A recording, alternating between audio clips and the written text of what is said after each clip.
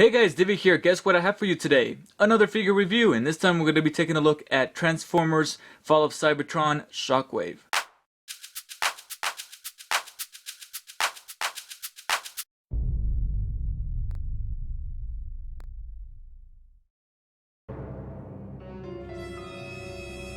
No.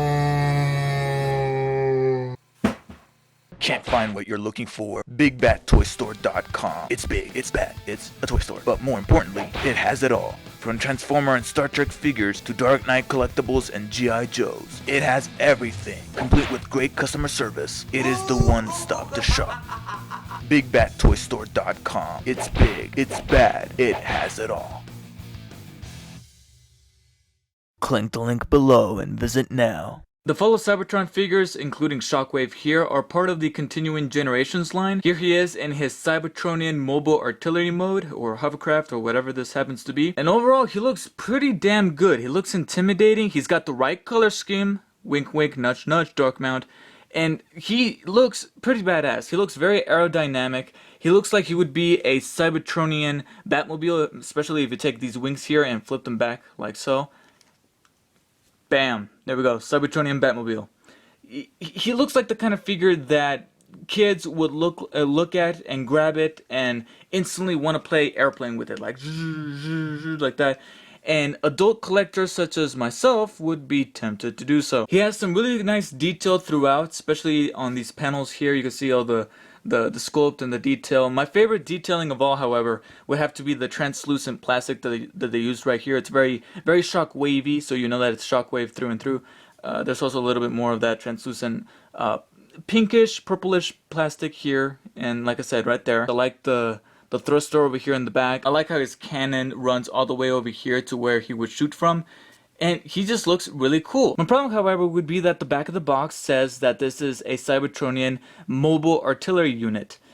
It's not very mobile in toy form. I mean, I would say that I would expect for it to come with some sort of wheel so that it is mobile, at least across a smooth surface, but this is meant to be some form of hovercraft, so I wasn't exactly too surprised to know that there weren't any wheels. What would have been really nice, and I just can't stress this enough about some figures, especially figures that have some form of flying aircraft or alternate mode, and that is a display stand. I don't know how much it would cost to make a simple little piece of plastic with a circular base, a long pole, and at the top of the pole either a small little peg or a hole for a peg from the figure to fit in, so that we can pose this guy in this mode, because honestly I really like this mode. In fact, I would argue that I like this mode a little better than the robot mode, and I'll get to that later on. But I really like the look of this mode, so I would love to display that in a very cool fashion. And what would be cooler for this to be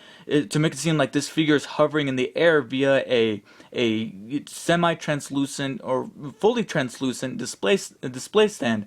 And granted, that's not stopping any third-party developers out there from making one, but I mean, he even has a peg right there. Let me see if I can zoom in on that. Right there. There's a peg right there.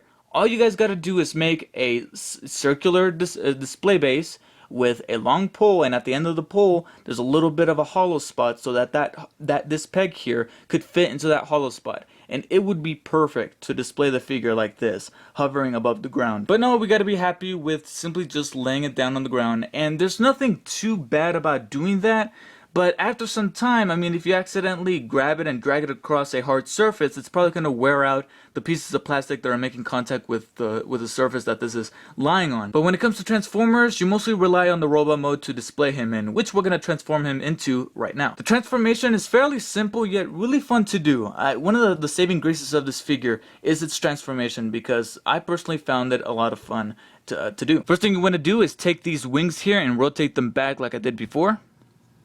Like that, and now we got our Cybertronian Batmobile once again.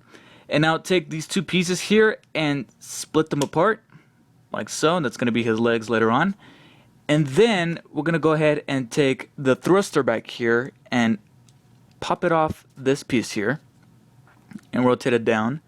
And now we're going to take this piece with the translucent plastic here and rotate it up like that, but not rotate it all the way 180 degrees. Then we're gonna go ahead and remove his weapon here. It's pegged to this little slot here, but it barely fits in there and could be taken off really easily. I'm going to set that to the side. Then we're going to go ahead and take the legs and rotate them inwards once again to put them in that standard position. Flip the figure upside down. Flip these pieces up to form the feet. Like that. And we already pretty much got the feet there. Now just rotate the legs. Take these panels that are attached there with a little peg. See if you can see it right there. And just unpeg them slightly. You kind of have to force it just a little bit and rotate the panel down so that this peg, I don't know if you can see it, that peg right there, it's going to fit into that slot right there.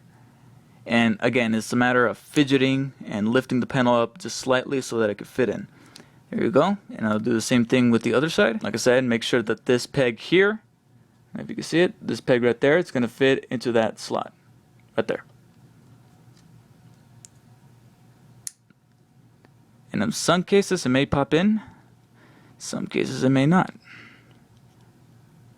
Like so. Okay. And there we have the legs. Make sure they're situated. Let's rotate the camera. Alright, we're going to take these black pieces that form the thruster and split them apart. And then take these two pieces that are going to form his shoulders and unpeg them from the main body here and rotate them to the side. Like so. And they're also attached to each other, so it's going to take a little bit of force to do so. Rotate them down.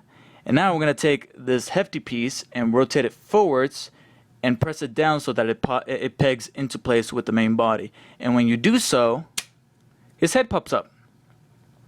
Nice little, what was it, the Mecha Live mechanic that they had going on in the Revenge of the Fallen line. Pretty much all the movie lines had a little gimmick where if you rotated a piece, it would rotate another piece, and you would see the gears moving inside the body and all that. That was fun.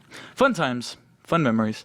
So now we're going to go ahead and take the shoulders that we rotated down and we're going to rotate them up again so that this peg fits into that slot. There's an awful lot of pegs that fit into the slots in this transformation, which is why I consider it fun. So we take it, pop it into place. Same thing on the other shoulder. There you go. Take this piece here. I mean, these two pieces here form the shoulder, but this piece here, you're going to have to rotate it back about 45 degrees to make sure that this side is facing forward, the side with the little screw there. So now we take the arm and rotate it down. Make sure that the ball joint there is facing forward so that you know that that's the elbow joint. Same thing on the other side. Like so. And now comes probably just the most frustrating part, and it's probably the smallest part, and it's also the last thing to do, and that is to flip out his hands. Basically, there are these pieces here, and what I like to do is press on this other end of the piece so that it rotates all the way around so that you can get your finger in there and flip out his hand. This may take a while. Alright, come on. Alright, there we go. So just rotate his hand out. And let's do the same thing on the other side. And if you guys couldn't see the first time, there is his lower arm, and inside is his hand, and you just rotate it outwards. It's a little tough, it's a little sticky, especially when it's all the way in. That's what she said.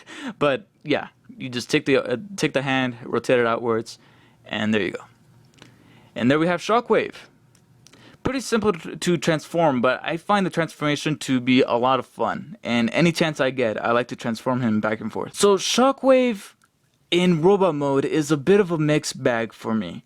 He definitely looks the part. He definitely resembles very much the actual model of Shockwave from the video game.